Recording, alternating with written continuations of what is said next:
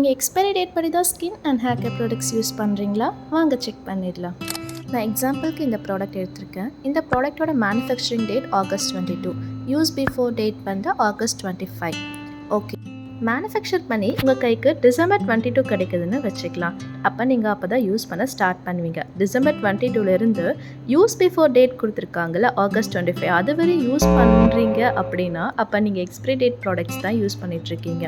So நான் எப்படி கண்டுபிடிக்கிறது அப்படின்னு நீங்கள் கேட்டிங்கன்னா, கீழே 12Mனு மென்ஷன் பண்ணியிருக்காங்க. ஒரு கண்டெய்னர் வந்து ஓப்பன் பண்ண மாதிரி இருக்கும் பாருங்கள். அதில் வந்து 12M, 6M அந்த மாதிரி ப்ராடக்ட்ஸில் வந்து மென்ஷன் பண்ணியிருப்பாங்க.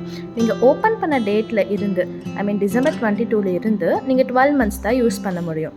அதாவது December 22 ஓப்பன் பண்ணிங்கன்னா December 23 வரை யூஸ் பண்ணலாம். அதே December 23 ஓப்பன் பண்ணிங்கன்னா December 24 வரை யூஸ் பண்ணலாம். ஸோ இந்த மாதிரி தான் யூஸ் பண்ண முடியும்.